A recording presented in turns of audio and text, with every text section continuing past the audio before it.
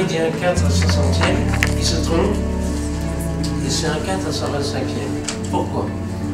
Parce que si je vous prends et que vous avez du sombre, au 500e, on ne verra rien. Alors qu'au 125e, je vais vous faire monter les teintes. C'est vrai, pour ceux qui font attention. Vous avez ça le sens?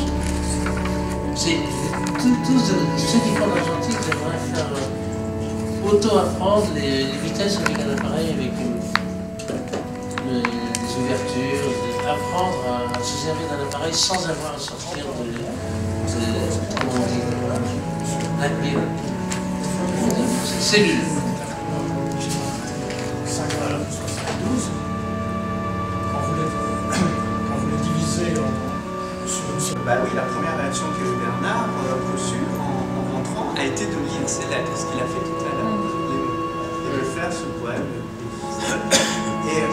Et là, l'idée, c'était vraiment de construire un parcours visuel, donc de partir de la voiture qui a un stop, où la netteté, mais avec toutes les problématiques du cadre, que décrit très bien Jean-Luc Fabiani.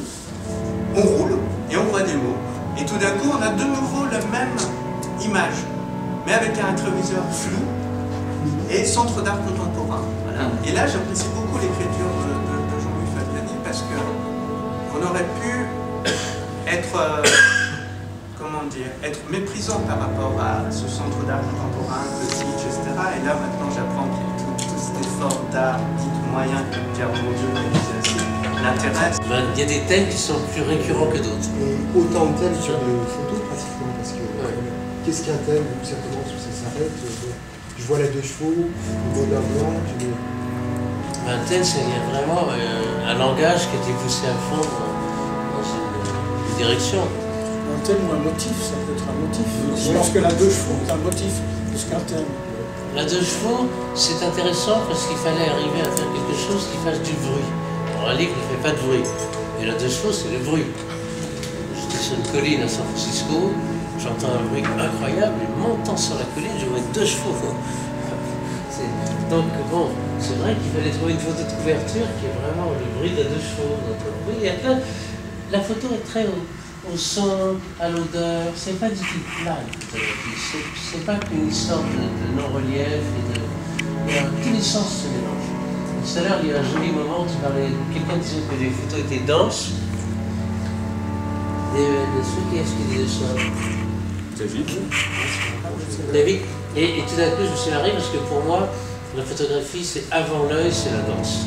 C'est de la chorégraphie, je danse. Je ne vois pas, je danse.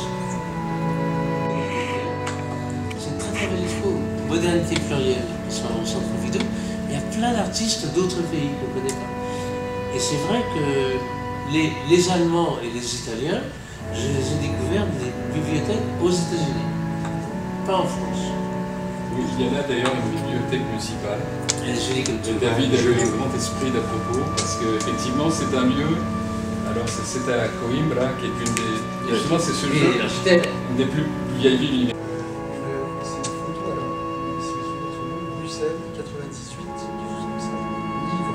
À cet espace-là sur le mur, avec plusieurs idées. Beaucoup de choses aussi, pourquoi avoir mis toutes les images.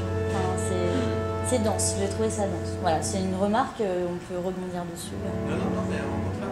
J'ai regardé et je me suis rendu compte qu'aucun des deux livres n'avait le nom de l'écrivain à couverture. Et là, j'ai décidé que ça ne se passerait plus comme ça. Et je ne fais que des livres où auteurs et photographes ont le nom à taille égale. Que ce soit une préface, que ce soit au contraire une préface, dorénavant, on est co-auteur. L'idée de la collection, ce ne sera que des co-auteurs. Tous les textes qui vont être écrits de cette collection seront à taille égale. Ça m'a tellement traumatisé qu'un texte aussi important que celui qu'avait fait Denis soit même pas mentionné sur la couverture, j'en étais malade. Après, je me suis dit, c'est pas possible. C'est pas moi la vedette, un type plus important que moi fait un texte sur moi, il n'y a pas son nom de couverture, il y a un truc qui va pas. Bon, alors en plus, Denis Roche, vous n'avez pas vu ça, mais il est intervenu ici, ça c'est génial, parce qu'il ne se déplace pas tant que ça. Ils s'emparent de votre œuvre, justement. Tout le monde entend ce qu'il veut. Les chiffres,